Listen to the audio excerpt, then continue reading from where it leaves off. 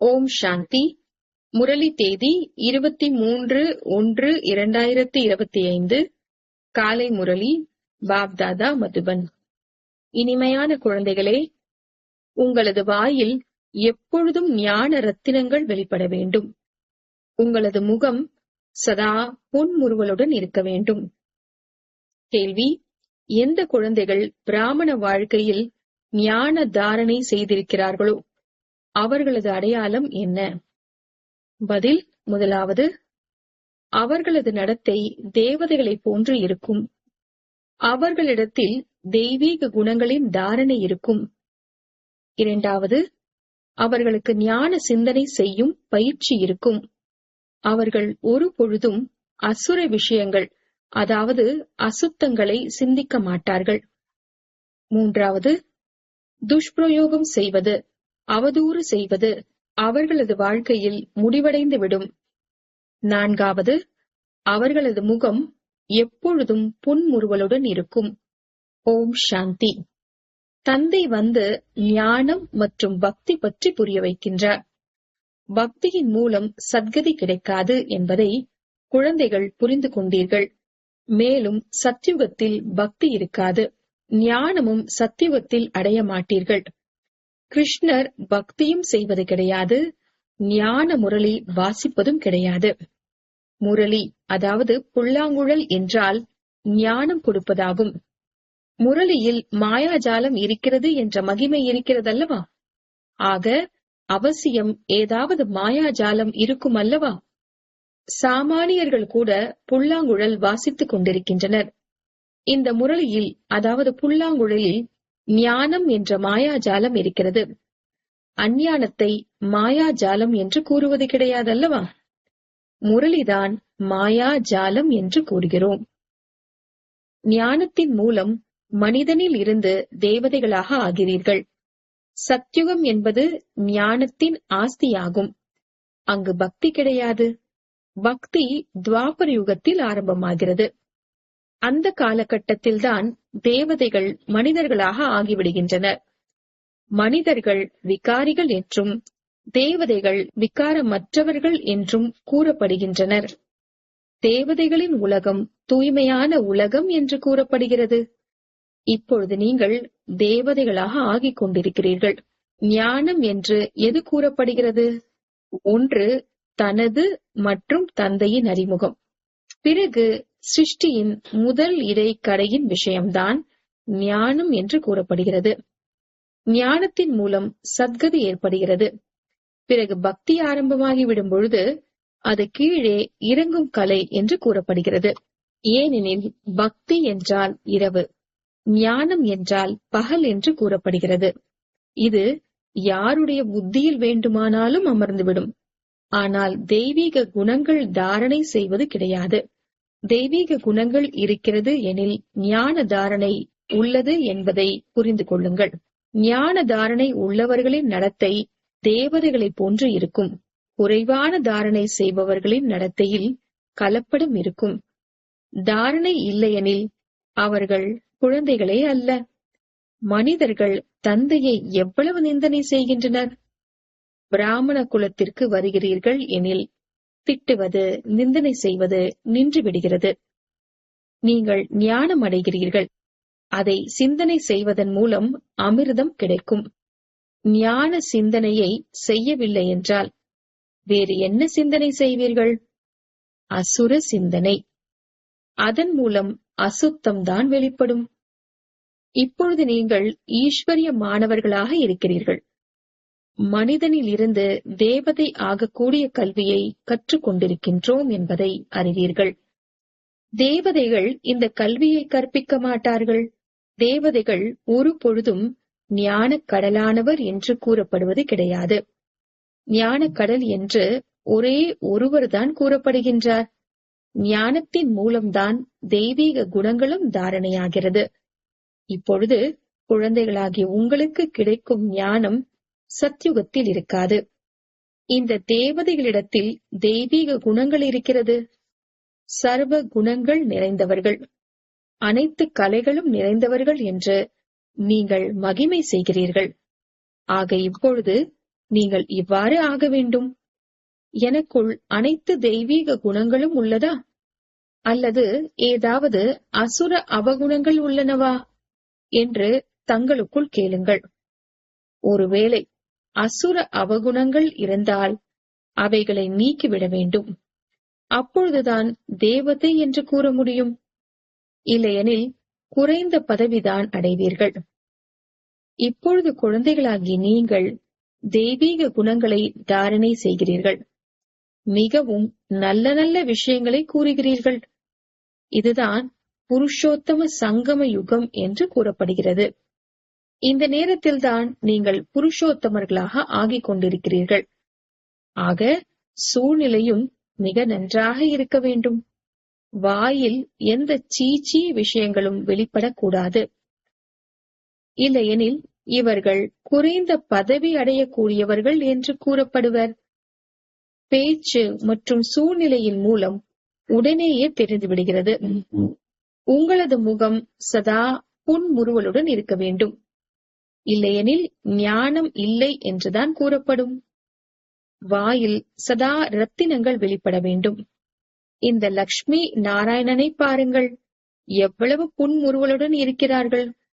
இவர்களது ஆத்மா ஞான ரத்தினங்களை தாரணை செய்திருந்தனர். வாயில் எப்பொழுதும் ஞான ரத்தினங்கள் வெளிப்பட்டன.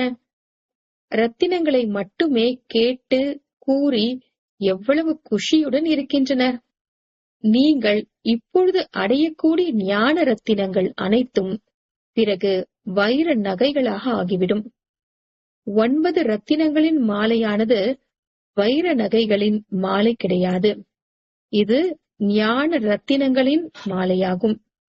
மனிதர்கள் அந்த ரத்தினம் என்று நினைத்துக் கொண்டு மோதிரம் போன்றவைகளை அணிந்து கொள்கின்றனர். இந்த ஞான ரத்தினங்களின் மாலை புருஷோத்தம சங்கமயுகத்தில்தான் உருவாகிறது. இந்த ரத்தினங்கள் தான் உங்களை எதிர்காலத்தில் 21 பிறவிக்கு செல்வந்தர்களாக ஆக்குகிறது. இதை யாரும் கொள்ளையடிக்க முடியாது. இங்கே நீங்கள் வைர நகைகளை அணிந்து கொண்டிருந்தால் உடனேயே கொள்ளையர்கள் கொள்ளையடித்து விடுவர். ஆக தன்னை மிக மிக புத்திசாலியாக ஆக்கிக் கொள்ள வேண்டும். அசுர அவகுணங்களின் மூலம் முகமும் அவ்வாறே ஆகிவிடுகிறது. கோபப்படும் பொழுது தாமிரம் போன்ற முகம் சிகப்பாக ஆகிவிடுகிறது. காம விகாரமுடையவர்கள் கருப்பாக ஆகிவிடுகின்றனர். ஆக குழந்தைகள் ஒவ்வொரு விஷயத்தையும் சிந்தனை செய்ய வேண்டும். இந்த கல்வி அதிக செல்வத்தை கொடுக்கக்கூடியதாகும். அந்த படிப்பில் எந்த ரத்தினமும் கிடையாது. ஆம், நன்றாக படித்து பெரிய பதவி அடைந்து விடுகின்றனர். ஆக கல்வி காரியத்திற்கு பயன்பட்டு விடுகிறதே அன்றி செல்வத்திற்கு அல்ல. அது எல்லைக்கு உட்பட்ட செல்வம். இது எல்லையற்ற செல்வம். இரண்டுமே படிப்புதான். தந்தை நமக்கு கற்பித்து உலகத்திற்கு எஜமானர்களாக ஆக்கிவிடுகின்றார் என்பதை இப்பொழுது நீங்கள் புரிந்து கொண்டீர்கள். அது அல்ப கால ஒரு பிறவிக்கான துளி அளவிற்கான படிப்பாகும். அந்த பிறவியில் மீண்டும் புதிதாக படிக்க வேண்டியிருக்கும். அங்கு செல்வதற்காக படிக்க வேண்டிய அவசியம் இருக்காது. அங்கு இப்போதைய முயற்சியின்படி அளவற்ற செல்வம் கிடைத்து விடுகிறது. செல்வம் அழிவற்றதாக ஆகிவிடுகிறது. தேவதைகளிடத்தில் செல்வம் அதிகமாக இருந்தது. பிறகு எப்பொழுது பக்தி மார்க்கம், அதாவது ராவண ராஜ்யம் வந்த பொழுது எத்தனை பேர் இருந்தனர், எவ்வளவு கோவில்கள் கட்டினர். பிறகு முஸ்லிம்கள் வந்து செல்வத்தை கொள்ளையடித்தனர். எவ்வளவு செல்வம் இருந்தது. இன்றைய படிப்பின் மூலம் யாரும் இந்த அளவிற்கு செல்வந்தர்களாக ஆக முடியாது. நாம் அந்த அளவிற்கு உயர்ந்த படிப்பு படிக்கிறோம்.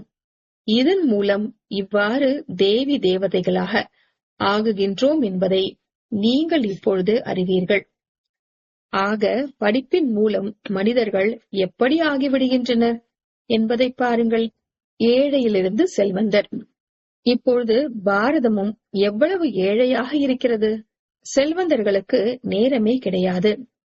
நான் இன்னாராக இருக்கிறேன் என்று அகங்காரம் இருக்கிறது. இங்கே அகங்காரம் போன்ற அனைத்தும் நீங்கிவிட வேண்டும். நான் ஆத்மா. ஆத்மாவிடத்தில் செல்வம், வைர நகைகள் போன்ற எதுவும் கிடையாது. தேக சகிதமாக அனைத்தையும் விட்டுவிடுங்கள் என்று தந்தையும் கூறுகின்றார்.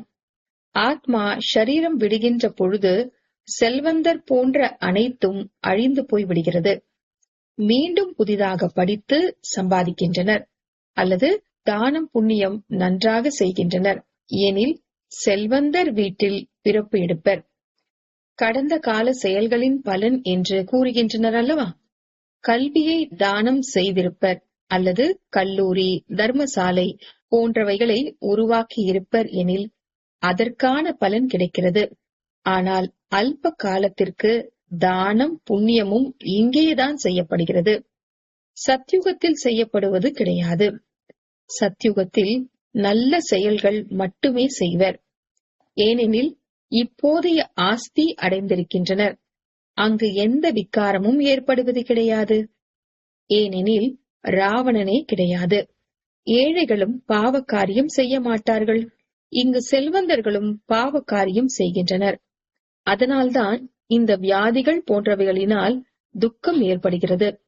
அங்கு விகாரத்தில் செல்வதே கிடையாது எனும் பொழுது விக்கர்மம் எப்படி ஏற்படுகிறது? அனைத்திற்கும் ஆதாரம் செயல்களில்தான் இருக்கிறது. இது மாயையின் ராவண ராஜ்யமாகும். இதன் மூலம் மனிதர்கள் விகாரிகளாக ஆகிவிடுகின்றனர். விகாரமற்றவர்களாக ஆக்குவதற்காக தந்தை வந்து கற்பிக்கின்றார். தந்தை விகாரமற்றவர்களாக ஆக்க வந்திருக்கின்றார். பிறகு மாயை விகாரியாக ஆக்கிவிடுகிறது. ராம வம்சத்திற்கும் ராவண வம்சத்திற்கும் யுத்தம் நடைபெறுகின்றது. நீங்கள் தந்தையின் குழந்தைகள், அவர்கள் ராவணனின் குழந்தைகள். எவ்வளவு நல்ல நல்ல குழந்தைகளும் மாயையிடம் தோல்வியடைந்து விடுகின்றனர். மாயை மிகவும் திறமை வாய்ந்தது. இருப்பினும் நம்பிக்கை வைக்கின்றனர். முற்றிலும் பத்தீத்தமாக இருப்பவர்களையும் முன்னேற்ற வேண்டி இருக்கிறது அல்லவா? தந்தை முழு உலகையும் முன்னேற்ற வேண்டியிருக்கிறது. பலர் வீழ்ச்சி அடைகின்றனர். வழுக்கி விடும் பொழுது ஒரேடியாக பத்தீத்தமாக ஆகிவிடுகின்றனர். இப்படிப்பட்டவர்களையும் தந்தை முன்னேற்றுகின்றார். ராவண ராஜ்யத்தில் அனைவரும் முழு பத்தீத்தமாக இருக்கின்றனர். ஆனால் தந்தை கற்பிக்கின்றார். இருப்பினும் கீழே விழுந்து விடுகின்றனர் எனில் மிகவும் பத்தீத்தமாக, அதாவது தூய்மையற்றவர்களாக ஆகிவிடுகின்றனர். பிறகு அவர்களால் அந்த அளவிற்கு முன்னேற முடியாது. அந்த பத்தீத்த நிலை உள்ளுக்குள் உறுத்திக் கொண்டே இருக்கும். கடைசி காலத்தில் யார் மனைவியை சிந்திக்கிறார்களோ என்று நீங்கள் கூறுவது போன்று அவர்களது புத்தியில் அந்த பத்தீத்த நிலை வந்து கொண்டே இருக்கும். ஆக தந்தை வந்து குழந்தைகளுக்கு புரிய வைக்கின்றார். கல்ப கல்பத்திற்கும் நீங்கள் தான் தேவதைகளாக ஆகின்றீர்கள். மிருகங்கள் ஆகுமா என்ன? மனிதர்கள்தான் ஆகின்றார்கள் மற்றும் புரிந்து கொள்கின்றனர். இந்த லக்ஷ்மி நாராயணனுக்கு வாய் காது இருக்கிறது. மனிதர்கள் அல்லவா? ஆனால் தெய்வீக குணம் உடையவர்கள். அதனால்தான் இவர்கள் தேவதைகள் என்று கூறப்படுகின்றனர். இவர்கள் இந்த அளவிற்கு அழகான தேவதைகளாக எப்படி ஆனார்கள்? பின் எப்படி வீழ்ச்சியடைந்தார்கள்? இந்த சக்கரம் பற்றி நீங்கள் புரிந்து கொண்டீர்கள். ஞான சிந்தனை செய்யவில்லை எனில் முட்டாள்களாக ஆகிவிடுவர். முரளி நடத்துபவர்களுக்கு ஞான சிந்தனை ஏற்பட்டு கொண்டே இருக்கும். இந்த தலைப்பில் இதை புரிய வைக்க வேண்டும். தானாகவே ஞான சிந்தனை ஏற்படுகிறது, ஏற்பட்டு கொண்டே இருக்கும். இந்நாள் வராமல் இருக்கின்றார்கள். அவர்களுக்கு ஆர்வத்துடன் புரிய வைப்பார்கள். சிறிதாவது புரிந்து கொள்வர். பாக்கியத்தின் மீது இருக்கிறது. சிலருக்கு உடனேயே நிச்சயம் ஏற்பட்டு விடுகிறது, சிலருக்கு ஏற்படாது. நம்பிக்கை வைக்க வேண்டும். இப்பொழுது இல்லை எனில் அவசியம் நாளடைவில் புரிந்து கொள்வர். நம்பிக்கை வைக்க வேண்டும் அல்லவா? நம்பிக்கை வைப்பது என்றால் சேவையில் ஆர்வத்துடன் இருப்பதாகும். கலைப்படையக்கூடாது. யாராவது படித்து பிறகு பத்தீத்தமாக ஆகிவிடுகின்றனர். பிறகு அவசியம் வருவார்கள். அவர்களை வரவேற்று அவர்களை வரவேற்பு அறையில் அமர செய்வீர்களா அல்லது சென்று விடுங்கள் என்று கூறுவீர்களா? ஏன் இவ்வளவு நாட்கள் வரவில்லை என்று அவசியம் கேட்பீர்கள். மாயையிடம் தோல்வி அடைந்து விட்டேன் என்று கூறுவர். இவ்வாறு பலர் வருகின்றனர். ஞானம் மிகவும் நன்றாக இருக்கிறது, ஆனால் மாயை தோல்வியடைய செய்து விடுகிறது. நினைவு இருக்கும் அல்லவா? பக்தியில் தோல்வி மற்றும் வெற்றிக்கான விளையாட்டே கிடையாது. இது தாரணை செய்ய வேண்டிய ஞானமாகும். இப்பொழுது நீங்கள் தந்தையின் மூலம் உண்மையான கீதை கேட்கிறீர்கள். இதன் மூலம் தேவதைகளாக ஆகிவிடுகிறீர்கள். பிராமணன் ஆகாமல் தேவதைகளாக ஆக முடியாது. கிறிஸ்துவர்கள், பாரசீகர்கள், முஸ்லிம்களில் பிராமணர்கள் இருப்பது கிடையாது. இந்த அனைத்து விஷயங்களையும் இப்பொழுது நீங்கள் புரிந்து கொள்கிறீர்கள். அல்லாவை நினைவு செய்ய வேண்டும் என்பதை நீங்கள் அறிவீர்கள். அல்லாவை நினைவு செய்தால்தான் ராஜ்யம் கிடைக்கும். அல்லாதான் உயர்ந்தவர் என்று கூறப்படுகிறது. ஆக கைவிரல்களினால் அல்லாவை சைகை காட்டுகின்றனர் அல்லவா? அல்லாஹ் என்று ஒரே ஒருவர்தான் கூறப்படுகின்றார். பகவான் ஒரே ஒருவர்தான். மற்ற அனைவரும் குழந்தைகள் ஆவர். தந்தை எப்பொழுதும் உயர்ந்தவராகவே இருக்கின்றார். அவர் ஒரு பொழுதும் ராஜ்யம் செய்வது கிடையாது. ஞானமும் கொடுக்கின்றார், தனது குழந்தைகளாகவும் ஆக்குகின்றார் எனில் குழந்தைகள் எவ்வளவு குஷியுடன் இருக்க வேண்டும். பாபா நமக்கு எவ்வளவு சேவை செய்கின்றார். நம்மை உலகத்திற்கே எஜமானர்களாக ஆக்குகின்றார். பிறகு அவர் சுயம் அந்த தூய்மையான உலகத்திற்கு வருவதே கிடையாது. பாவன உலகத்திற்கு வந்து என்ன செய்வார்? அவரது பெயரே பதீத்த பாவன். ஆக பழைய உலகை புதியதாக ஆக்குவதுதான் அவரது கடமையாகும். தந்தையின் பெயர் சிவன். குழந்தைகள் சாலி கிராமம் என்று கூறப்படுகின்றனர். அதற்கு பூஜை நடைபெறுகிறது. சிவபாபா என்று கூறி அனைவரும் நினைவு செய்கின்றனர். பிரஜாபிதா பிரம்மா என்று பலர் கூறுகின்றனர். ஆனால் அவரை யதார்த்த முறையில் யாரும் அறியவில்லை. பிரம்மா யாருடைய குழந்தை? பிரஜாபிதா பிரம்மா. சிவன் அவரை தத்தெடுக்கின்றார் என்று நீங்கள் கூறுவீர்கள். இவர் ஷரீரதாரி அல்லவா? அனைத்து ஆத்மாக்களும் ஈஸ்வரனின் குழந்தைகள் ஆவர். அனைத்து ஆத்மாக்களுக்கும் அவர்களுக்கென்று ஷரீரம் இருக்கிறது. அவர்களுக்கான பாகம் கிடைத்திருக்கிறது. அதை நடித்தே ஆக வேண்டும். இது பரம்பரையாக நடைபெற்று வருகிறது. அனாதி என்றால் அதற்கு முதல், இடை, கடை கிடையாது. மனிதர்கள் கேட்கின்றனர், பிறகு குழப்பமடையவும் செய்கின்றனர். பிறகு எப்படி உருவாகும்? இது அனாதி என்று தந்தை புரிய வைக்கின்றார். எப்பொழுது ஆனார்கள் என்று கேட்க வேண்டிய அவசியமும் கிடையாது. பிரளயம் ஏற்படவே ஏற்படாது. இவ்வாறும் கட்டுக்கதை எழுதிவிட்டனர். மனிதர்கள் குறைந்து விடுகின்றனர். அதனால்தான் பிரளயம் ஆகிவிட்டதாக கூறுகின்றனர்.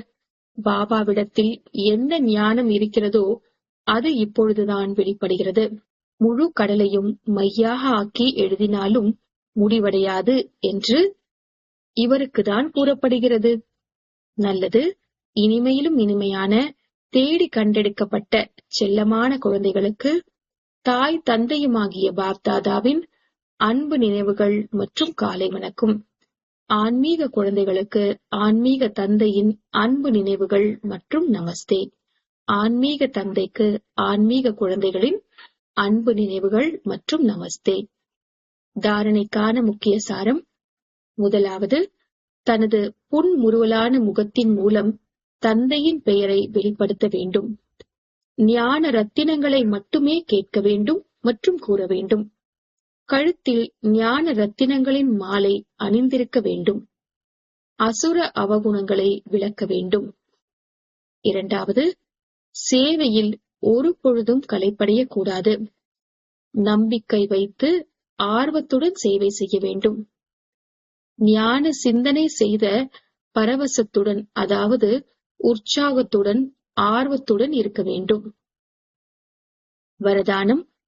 குழப்பம் அடைவதற்கு பதிலாக லூஸ் கனெக்ஷனை சரி செய்யக்கூடிய பிரச்சனையிலிருந்து விடுபட்டவர் ஆகுக. குழப்பம் அடைவதற்கு பதிலாக லூஸ் கனெக்ஷனை சரி செய்யக்கூடிய பிரச்சனையிலிருந்து விடுபட்டவர் ஆகுக. விளக்கம். அனைத்து பிரச்சனைகளுக்கும் மூல காரணம் கனெக்ஷன் லூஸாக ஆகுவதாகும். கனெக்ஷனை மட்டும் சரி செய்துவிட்டால் அனைத்து சக்திகளும் உங்களிடம் வந்துவிடும். ஒருவேளை கனெக்ஷன் கொடுப்பதில் 1 நிமிடம் 2 நிமிடம் ஏற்பட்டுவிட்டால் தைரியம் இழந்து குழப்பமடைந்து விடாதீர்கள். நம்பிக்கை என்ற அஸ்திவாரத்தை அசைத்து விடாதீர்கள். நான் பாபாவினுடையவன், பாபா என்னுடையவர். இந்த ஆதாரத்தின் மூலம் அஸ்திவாரத்தை உறுதியாக்கும் பொழுது பிரச்சனைகளில் இருந்து விடுபட்டு விடுவீர்கள். ஸ்லோகன்: விதை ரூப ஸ்திதியில் நிலைத்திருப்பது இதுவே பழைய சம்ஸ்காரங்களை மாற்றுவதற்கான விதியாகும். விதை ரூப ஸ்திதியில் நிலைத்திருப்பது இதுவே பழைய சம்ஸ்காரங்களை மாற்றுவதற்கான விதியாகும். அவ்யக்த இஷாரே: இந்த அவ்யக்த மாதத்தில் பந்தனத்திலிருந்து விடுபட்டு ஜீவன் முக்தி ஸ்திதியின் அனுபவம் செய்யுங்கள். சேவையில் அல்லது தனது பழைய சம்ஸ்காரங்களை மாற்றுவதில் வெற்றி கிடைக்கவில்லை எனில் ஏதாவது ஒரு தடைக்கு வசமாகி விடுகிறீர்கள். பிறகு அதிலிருந்து விடுபடுவதற்காக ஆசை வைக்கிறீர்கள். ஆனால் சக்தியின்றி இந்த ஆசை நிறைவேற முடியாது. ஆகையால் அலங்கார மூர்த்தி ஆகுங்கள். சக்தி சொரூபம் தாரணை செய்தால் பந்தனங்களிலிருந்து விடுபட்டு விடுவீர்கள். ஓம் சாந்தி.